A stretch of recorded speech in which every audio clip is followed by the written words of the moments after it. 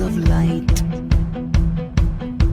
And my shadow has a life of its own, watching you while you sleep all alone.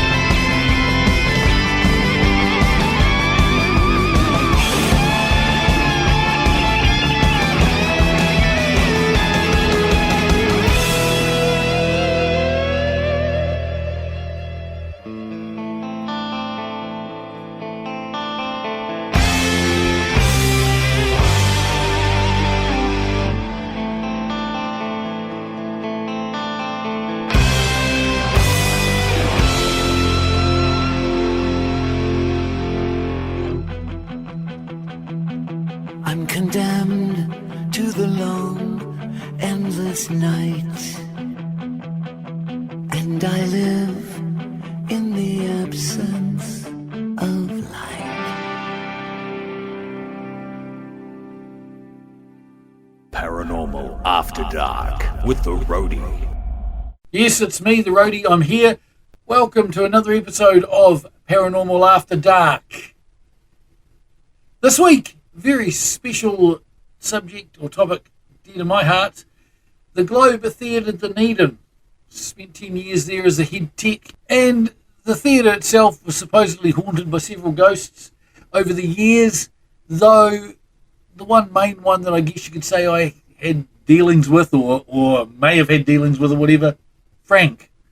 Now Frank is actually Frank Grayson, who was a member of the society I think from the original days into the 80s when he passed away, and he was living on site at the time when he passed away. Now, he was the caretaker, as it were. He looked after the place and stuff, and it was believed that Frank haunts the place. Now, I can't say for certain that I ever saw Frank, heard Frank, or encountered him, whatever, but certainly when I worked in the venue, and often it was on my own at night or during the day, often, morning during the day.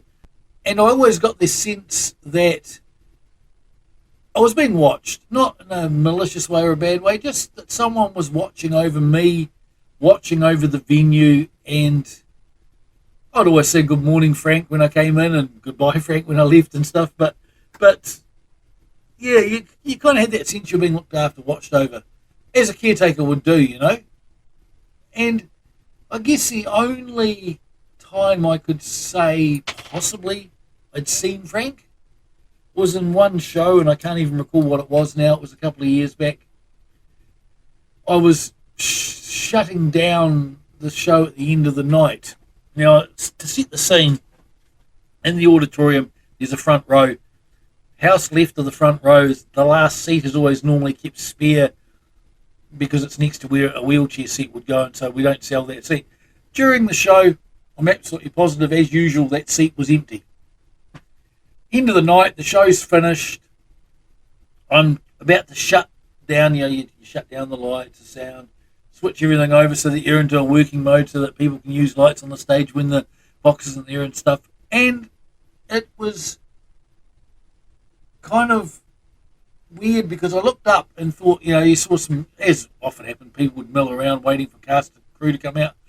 Saw an old chap sitting in that seat, and he was watching the stage crew change the setting for the night. Now, I just thought, oh, bloody hell, it's someone sitting there waiting for an audience member, so I kind of looked back down, did something else, I don't know, shut something else down our sequence. When I looked back up, he'd gone. And while he was sitting there, my wife Leanne had worked she was the front of house manager, and she was coming up through the auditorium, clearing the seat, seeing if there was any rubbish under the seats, etc., and putting them all up, as she did on the way through every night after a show. And I didn't mention it to her until we got in the car on the way home, and I said, what a bloody hassle, that old chap sitting in the front row in the very end, he sort of held me up for a few minutes there. I couldn't switch anything over. And she said to me, what old chap? So, yeah, she never saw it. I asked someone else, the stage crew who were changing over. They never saw the old chap, but he was gone. And I thought nothing more of it till later on, the next show or the show after. I'm in the foyer, and I look up at a portrait that's allegedly a self-portrait of Frank. We're pretty sure it's a portrait of Frank. And the guy that I saw sitting in the front row looked like that guy from, admittedly I only saw him from behind, but similar kind of hairstyle, shape of the head, had the hat on that Frank had in this picture. So was that Frank? I wouldn't know, okay? Certainly wouldn't know. As for any other encounters, well, I can't really say for certain. A couple of times I thought I heard disembodied voices in the theatre when I was in various parts of the building, when I knew no one else was there, because the building wasn't hard to go through and find if anyone else was there or not, and the odd bang or tap, but really I couldn't say conclusively that he was definitely there, and for that old chap in the front row, I couldn't conclusively say that it just wasn't somebody sitting there waiting for a cast member or a friend, and he just happened to choose that seat and left before I looked back up. Any other thing, I can't really think of any other encounters myself that I sort of had. Yeah, as I say, just disembodied voices occasionally. A couple of times things dropped or whatever, and I thought I've lost that, like I'd drop a bolt from the floor thinking I've lost that, it's gone down behind something, and I'd go look for it, couldn't find it, I'd walk back in, I'd go and try and find another bolt or a nut, come back, and it was sitting just under the ladder or on the first rung of the ladder. Whether or not Frank was looking after me, I don't know. But that's my sense of the place. I always felt that there was, as I say, I was being watched over, looked after. Allegedly, other ghosts were in the place, which I'll talk about down the track. I had the pleasure of Haunted Auckland, as they were known at the time, now Paranormal New Zealand. Mark and Barbara and Sam joined me for one night of investigation there. And we were there about 2 or 3 weeks after another team had come through, Quantum Foundation, Tracy and her lot. And both teams didn't really get a lot. Tracy's team tried EVPs, tried all sorts of things. The only thing that stood out in Quantum Foundation's investigations was, and I saw this on a monitor, they set some monitors up in the dressing room and they had some cameras looking around, and they saw a flash of light at a door in the doorway between the main dressing room and the kitchen. I never saw it live in the room. Another member that was with me of the society at the time saw it, and one of their team members saw it. I saw it when they replayed it back on the video. What that flash of light was, I don't know. Don't think it could have been anything coming in through the windows because vegetation is over the windows and stuff. So that was really the only thing they got. We tried EVPs, we tried all sorts of things. No meters really went off or anything, so they didn't have a lot of luck. And then, as I said, Haunted Auckland arrived, and we had quite a thorough session there. We used some K2s, we used some air pressure meters, even set up some cameras on stage and put some trigger objects on the stage, and nothing. There was not really anything, not any bangs or taps or disembodied voices or any movement or anything. We even set it up to the point where we put a camera on the seat, Frank's seat, which another member of the society will talk about soon about why we did that, but nothing happened there. I'm just trying to think what else. Yeah, the only comment that Haunted Auckland really made to me was that the place was cold, and it stayed cold the whole night. The temperature didn't change, and they'd always found in buildings that quite often the temperature would go up and down, but it stayed pretty consistent. I think Mark said to me it was a very quiet night, one of the quietest buildings he'd ever been in, and that was unfortunate. So again, I guess take that with a grain of salt. Was Frank there? He just wasn't going to interact, or was he interacting and we didn't pick it up? Or who knows? I really couldn't say, but it's certainly intriguing and interesting, and in my time there, as I say, I always felt we're being looked after. Just before I left, some things changed in the place, and the energy in the building changed, and I kind of felt that towards my last couple of weeks here that Frank had moved on. For some reason, I just felt that. I don't know that to be the case. As I say, I don't even know he was really there, but I know with the energies in the place changing, it kind of felt that way, that you were no longer being watched over and stuff. So who knows? Maybe Frank's there, maybe he's not. This is Paranormal After Dark with the Roadie. This week talking about the ghosts of the GlobeTheatre in Dunedin. That's been my part of it. Anyway, I'll be back very, very shortly with some more members of the society that will talk about their experience or thoughts on the place. Don't go away. Be right back after this track from Dunedin band Saurian. It's called Gobstopper. Sometimes I feel like burying my head in the sand on a sunny beach in some foreign land, 'cause I'm picking up too many bad vibes. Why don't you take them, stick them where the sun don't shine? It's a Gobstopper. It's a Gobstopper. It's a Gobstopper.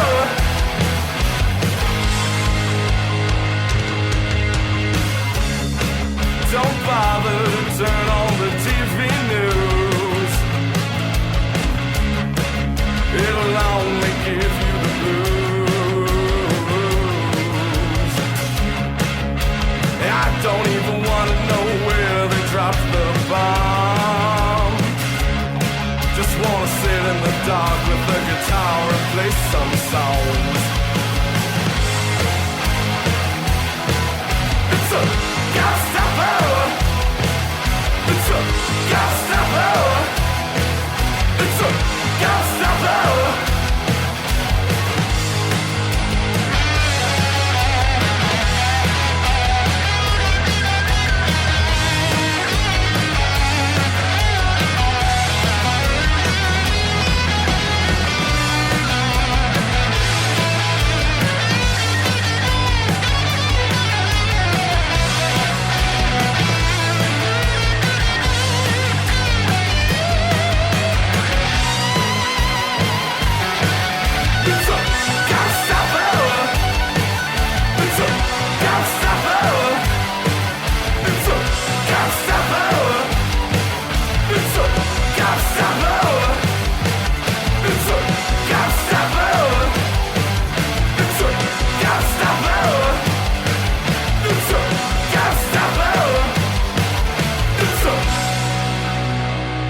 And we are back here on Paranormal After Dark with the Roadie. This week talking about the ghosts of the GlobeTheatre in Dunedin.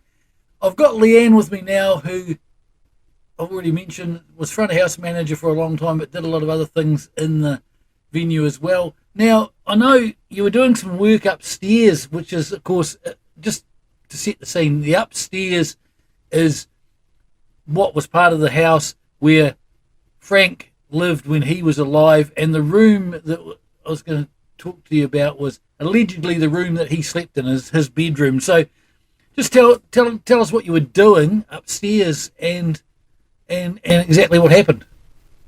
Yeah, I was there one afternoon and putting away a whole lot of costumes that were left out from 2 previous shows. And I'd been there for a couple of hours, in and out of this room, hanging up dresses, generally tidying up. And I was just finishing up that day, and I thought I need to check whether I've left the room tidy, turned the light out, etc. But the door, now this is a great big old heavy door that just wanted to sit open. You had to pull it physically shut each time. Yeah, it doesn't shut. It doesn't shut on its own. No, it doesn't shut on its own. It's always sticks on the floor. It's very old building. And I thought I'll just pop into that room once more, and the door was stuck shut. I didn't hear it shut. I didn't hear a slamming or anything like that. It had locked shut. And do you think I could open it? It was locked. It was locked, or someone was pushing it from the other side. I just couldn't get through. And see, this is interesting because the alleged spirit, and we'll say alleged spirit, of Frank, in the past, we've heard stories that he didn't like women, or he didn't like women being in his living quarters. And in recent times, we'd also heard from people that they'd been locked in the room. So, like, they'd kind of been, they were in the room, they couldn't get the door open. And we also heard stories from people in the past where women had been pushed down the stairs, or felt like someone had pushed them down the stairs. So, I don't know, maybe Frank didn't want you in his room for some reason after all those hours going. Yeah. Don't know. Certainly an odd place. You'd had enough. I wasn't allowed back in that room. Probably wanted to have a sleep. Yeah. Anyway, the other interesting story involved me, but maybe you could tell it and I can add bits to it. This is quite another interesting one. And this ties into what I talked earlier about when Haunted Auckland and I put a camera on the particular seat. Yeah, there's a seat in the very front row at the end in the auditorium. And I had been in there cleaning up after a children's show. I was there alone. I had a couple of hours cleaning to do before I had another job to do in town, so I thought I'll just stay in the theatre and do this cleaning up. I put all the seats up and vacuumed through the auditorium. I knew all the seats were up because I was cleaning. I popped back into the theatre just to grab a couple of things back for the car, and the seat at the end was up, and all the other seats. No. It was the other way around. It was down. Yeah, You put them up, it that's was right. down. I had them all up, correct, yep. And the seat at the end was down. That's right. I can't understand it. And it's not a loose seat that just falls down. No. You really do have to give it a push. No, Haunted Auckland and I, Mark, we checked that night. We examined the seat and saw how hard it was to push down. But that wasn't, like, I turned up at the theatre while you were there, and we went out back and did some tidying up, and we came back after we'd put it up, and it was down again. Yep. Like someone was sitting there. And this ties into the seat that I talked about earlier, where I'd said there was an old chap sitting there, and Leanne had said when she was cleaning up, no, there wasn't. Now, again, Yeah. Frank's seat, don't know, but certainly the seat itself, you could not put it wouldn't fall down on its own. It had to be pushed down by somebody. No one else was in the venue. We know that because we checked. And why? And even if they had been in the venue, it's unlikely they would have sat in that seat. They'd have sat in the seat at the other end if they were going to be there. But so that's just a couple of encounters. Anything else that you can think of? Not really. They were the two. Yep. You never heard disembodied voices or bangs or anything when you're in the place on your own? No. No. Nothing. No. So Yep. this ties in interestingly with stories of more recent members who after all these years of no one seeing anything claim to have had apparitions appear to them in the middle of the stage under our worker lights, but No, it's nothing like that. so it's certainly interesting indeed. And it was funny because I've never felt unsafe or No. scared in the building. It was just a friendly sort of someone passing through or hovering, but he has the theatre's best intentions. Caretaking, as I yeah. said earlier. Yeah. And also, I think the energy changed in the place in the last few months we were there, and I kind of felt towards the end of my time there, because I finished up after you did, that Frank maybe had moved on, or whoever it was had moved on, because the energy was no longer the same. It didn't feel the same. Didn't feel like it being watched over. No, it just felt like an empty sort of dusty theatre where it didn't have that. Yeah. And I will say the interesting thing Energy is, the same. I tried the ghost tube on my last night there just to see if I could get anything. And again, this app you take with a grain of salt. I got every name. I got names I'd never heard of before, but not Frank. So if these newer members claim to have seen somebody, they were Jared, because the name that kept coming up was Jared, who we'd never heard of a Jared being in the place, but not Frank. So maybe Frank's moved on and somebody else has come in. I don't know. Paranormal After Dark with the Roadie on Rocket FM. So the history of the GlobeTheatre itself is pretty unique. 104 London Street in Dunedin. Before it was a theatre, it was a large family home designed by William Mason, the architect, as his own house, built in 1864. So that's how old the house is. It's what, over 150 years old. He retired to Glenorchy. He sold the house to a Robert Blackadder, who was a Dunedin merchant, who occupied it from 1879 to 1901. Then he sold it to a draper, Herbert Haynes, who resided there from 01 to 15. And then from 1915 to his death in 1941, the house was owned by Alexander Beggs, the son of Charles Begg of the music store. Begg's widow remarried a John McLaren in 48, and after her death in 56, it passed into the ownership of McLaren. Then the Carries bought it later on. So the rest, of course, is history. The Carries turned the place into the GlobeTheatre, is what we know it now. In the 60s, they built, well, basically they did plays in the lounge room of the house, which is now the backstage area, and then they built onto it in the 70s, the stage area, the initial auditorium, and then built onto it again, I think in the late 70s, early 80s, was built on again by members. The Carries left in the early 70s, so I think the second extension would have been done by members. So yeah, that's the place. Interesting history in itself, if just looking at it from a history point of view, really. And one of those ghosts was the aforementioned Robert Blackadder. Now, a paranormal team visited the theatre in 2012, and they apparently claimed to have made contact or somehow deemed that Robert Blackadder was there, and apparently a ghost of a little girl, Mary Elizabeth Richmond, who apparently lived there when there was a cottage on the site. They claim she's moved on from the theatre. So I'm not sure exactly what the story is there. But as I say, I was at the Globe for over 10 years, and, you know, I've told you about Frank. So interesting to see that they claim there was ghosts there back then. They say they found some light anomalies. I've never spoken to that ghost team or seen any of the evidence, but they reckon that they had some light anomalies. They reckon there was an incident where a person felt someone sit down next to them and a photo revealed energy beside them. I don't know how you do that. But anyway, that was 2012.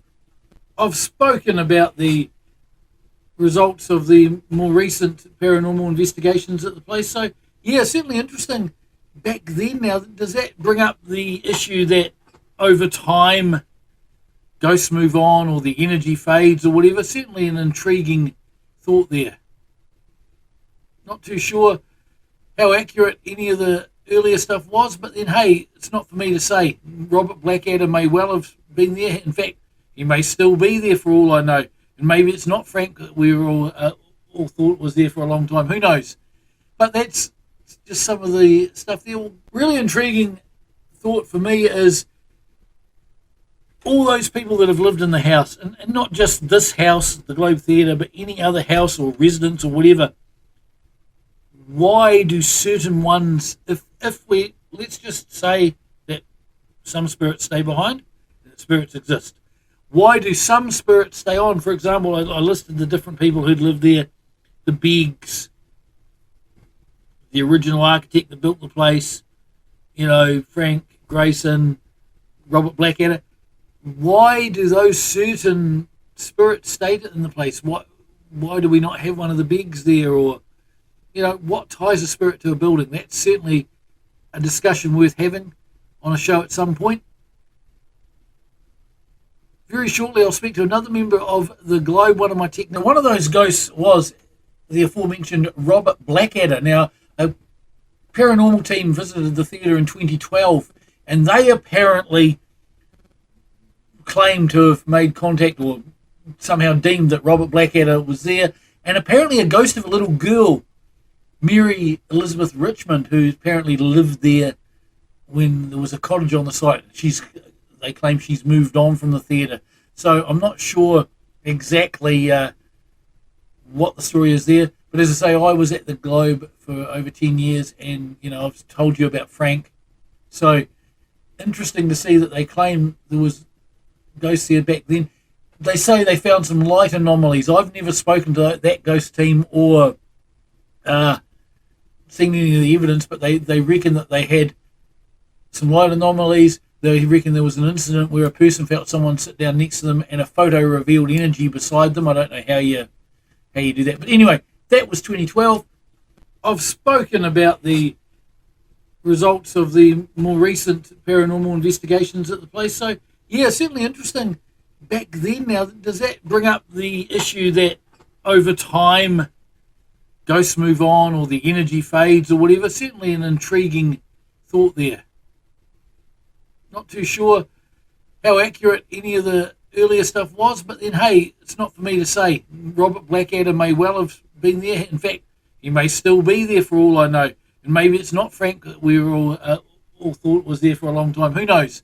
But that's just some of the stuff there. Really intriguing thought for me is all those people that have lived in the house, and not just this house, the GlobeTheatre, but any other house or residence or whatever.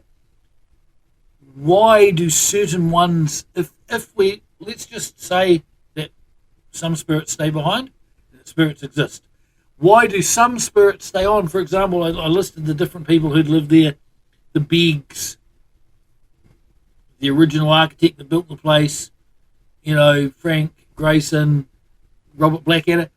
Why do those certain spirits stay in the place? Why do we not have one of the Beggs there? Or, what ties a spirit to a building? That's certainly a discussion worth having on a show at some point.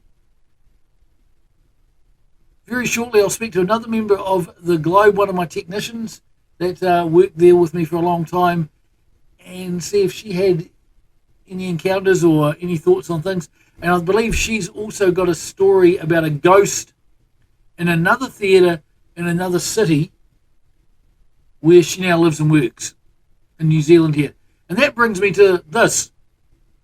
If anyone else has got a story about a theatre ghost, I'd love to hear from you, because I'll do more shows on theatre ghosts. You can drop me a line at the Roadie at Rocket Mail. That's Rocket, ROCKET, mail.com.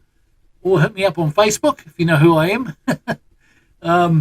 And yeah, we'll work out a time to have a chat about theatre ghosts, because theatres seem to be quite prevalent with having ghosts. And again, why? I worked in a theatre in Christchurch that had a ghost. It was an old flour mill, and allegedly the ghost that haunted that place, I think we called him Charlie, was a worker who died in the place. Now, whether or not that's true, I'm not sure. I think the Repertory Theatre also had a ghost, the Repertory in Christchurch, which is now gone. So yeah, an interesting discussion. That or anything else. If you've got anything else paranormal you want to talk about, and you just want to have a chat, and you're quite happy to chat and get it on the radio, it'll go out on FM here in Port Chalmers, and also go on the podcast site. And yeah, why not? Let's just talk about it. Let's get it going. There's no paranormal radio shows on in New Zealand. This is your opportunity to come on and talk. Just tell me about it, because I want, as Mulder would say on the X-Files, I want to believe. Anything paranormal, ghosts, cryptids, UFOs, whatever else you can think of, monsters, whatever else you can think of. hit me up and talk to me about it. Right, coming up very, very shortly, one of my technicians, Jamie's going to talk to us about the Ghosts of the Globe Theatre here on Paranormal After Dark with the Roadie on Rocket FM.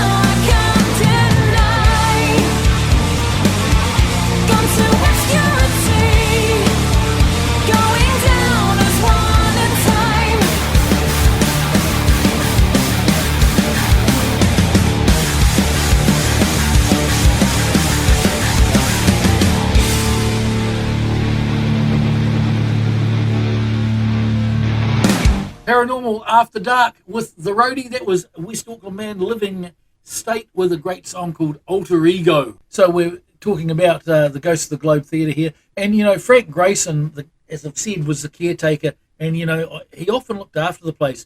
And with me, I've got one of my technicians that was there with me for a long time in the 10 years I was there, Jamie.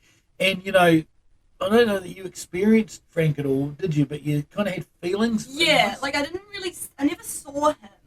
But if I was in the theatre by myself at any time, for whatever reason, it always just felt safe. That's right. right. It felt like someone was there looking after you and looking after the place and making sure everything was okay. That's right. You know, it's interesting.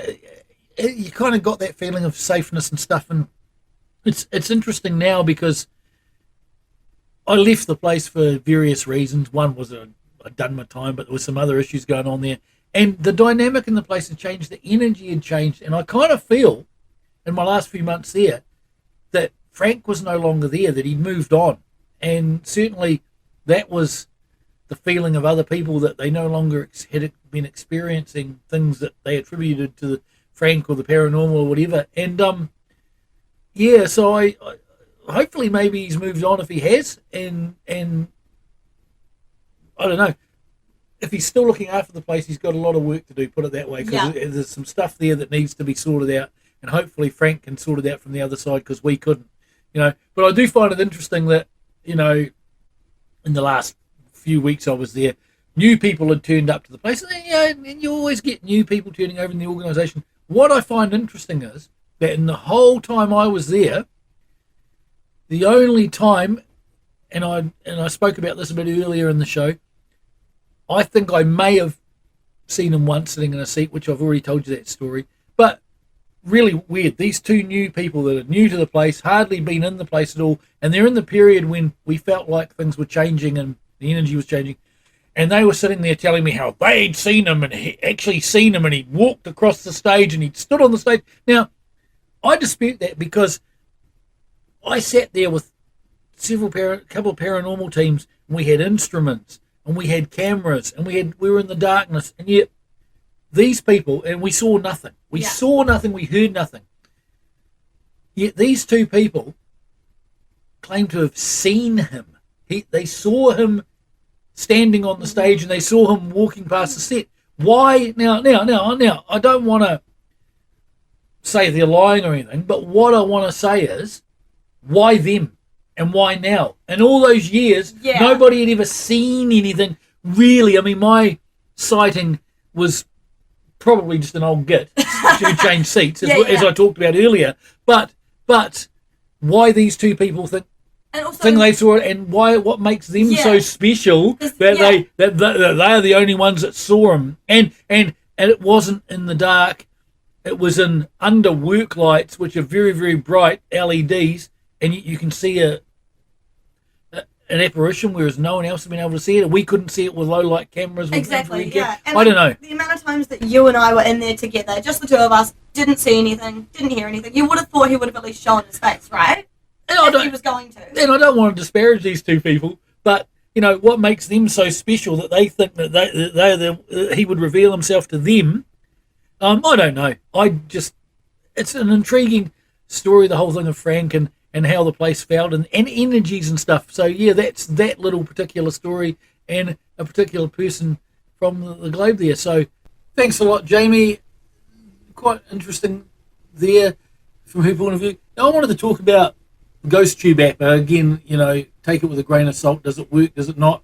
I did try the Ghost Tube app on my last day that I was there in the building, and I had some interesting sort of results. I went upstairs and I had a chat, or I called out just to see who was around, and very interesting what I had. I had first dark came up when I said, is there anyone around? It then came up and said, can you help me? It then said to me that nobody understands, and I then introduced myself and said who I was, and said that I was in my last few days and I was leaving at the end of the show, and it asked me if I was sure. Was I sure about that? And I said, yeah, I was actually. And I put my phone down and I said, listen, you want to have a chat to me, see if you can make this particular device here work. And it actually said to me, what is this? And I explained. I then got, are you injured? Which was intriguing, because I've just had a knee operation as the show goes to air. And at the time, yes, I did have a bad knee. I was injured, and it asked me, are you all right? I'm reading this off the screen now, and I thought, well, this is certainly interesting. Am I all right? So, yes, it was, it didn't bring up any names. I said that I was moving on and that wished it all the best, and I said goodbye, and it actually, the device said goodbye back to me. Now, again, are these things just picking up on the environment and spitting out what you say? Don't know. Very interesting, though, that it was saying that. Earlier on, I'd been downstairs and I'd been talking I had it set up on the stage, and there was other people around who were talking. Some of them were a little bit more sceptical about the thing. And were laughing and joking. I said something to the effect of, "Is there anyone here? Can you hear me?" And the device said, "Lower your voice." And then it said, "I'm close." But again, Ghost Tube, does it work? Don't know. But certainly an interesting little experiment. And as I say, nothing with any K2 meters or anything, and nothing when the ghost teams were there or paranormal teams were there with EVPs or anything. So who knows? Just an intriguing experiment that I thought I'd try because I wasn't going to have the chance again. So yeah. All right, this is the Roadie on Paranormal After Dark, and I'm chatting with you about the ghosts of the GlobeTheatre. When I come back, Jamie has a story about it's a short one about a theatre ghost in Wellington. So we'll return after this. Song by great band, kind of a Kiwi hard rock metal supergroup called Beckoned. The song is Luminous. Paranormal After Dark with the Roadie.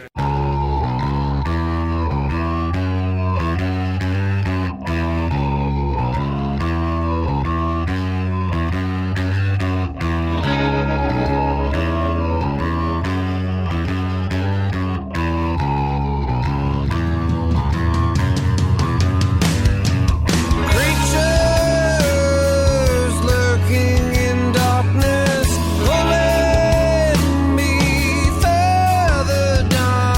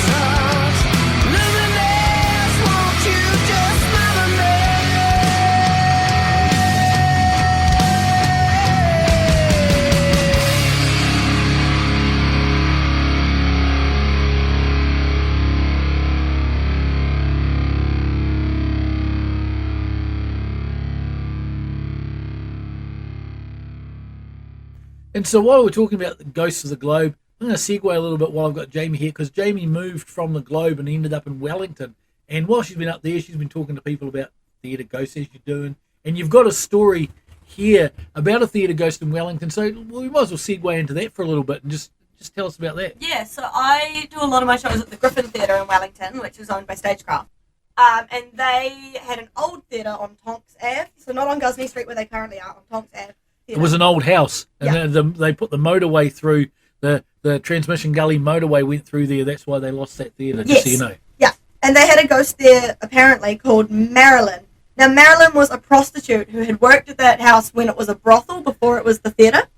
And some people think that she's followed Stagecraft to the Griffin, and they reckon that they've seen or heard her at the Griffin. I've not experienced anything in my time there, but there's the thought that maybe she'd followed them across. Now, see, that's interesting, because do ghosts... This is something that I've spoken about with several paranormal investigators. If now, this is the big if, okay, the whole if of the paranormal, okay? Yeah. If ghosts exist, or spirits, or whatever we want to call them, right? They exist, and let's just say we accept that fact. That's why we're here talking about it, okay? Yeah. You know, they talk about how some spirits haunt or stay in places that they liked, or are trapped there in places they don't like for whatever reason, right? But they're there, they're here on Earth still. Now, that building gets demolished. This is what I've always wondered. The building gets demolished, right? Because of the motorway going through. Now, there's something that you do wonder. So does the spirit then move on because the building's moved on to the other side or the other realm or the next dimension, wherever it is, because the building's been demolished? Or, as you've just said, can they just up sticks and move house to another venue? That's an interesting thing. Because it was the theatre and she was used to being around those people, that she followed them across to the new venue. Yeah, but it's hard to know because she's not, like, she wasn't in the theatre. If it was a person, like if you look at the Globe and Frank worked in the Globe, lived in the Globe, right? If the Globe moved, again, assuming he was still there or he's there at all, maybe he moves with them, right? Yeah. But this woman was in another time in that building, seemingly not involved with the theatre, yet she moved. And I'm not disputing this one either, because I don't know. I'll have to investigate more when I go up to Wellington. But it's certainly intriguing because, can spirits move? And then if they can move, that's interesting. And if they move, why, if a building is demolished, don't they move on to the other side? There's a reason they're here. It's quite intriguing, really. So, next time I'm in the Stagecraft Theatre, the Griffin, I'm going to take my little voice recorder, open my Ghost app, and see if I can find something. Just a matter of interest. But then again, that building itself was an old building, so there's a possibility that something lingers there from some. Who knows? Which would be very interesting to see. So that's another interesting theatre ghost story for you there. Thanks, Jamie. As I've already said, if you've got any other ghost stories from theatres, let me know. The Roadie at rocketmail.com. And we'll jack up having a chat about it, or just any ghost stories in general from anywhere else. I'm always interested in talking to people, particularly interested next year talking to people about UFOs, because I've had a couple of interesting things I've observed in the sky in the last year or two. But that's another show for another time. This has been Paranormal After Dark. I hope you've enjoyed this. We'll probably do another episode on this, talk to some more people. But this has been the episode on the ghosts of the GlobeTheatre in Dunedin. I'm your host, The Roadie. I'll see you next time on Paranormal After Dark. Another Kiwi band to take you out. Lost vessels with all this time. See you next time. Paranormal After Dark with The Roadie.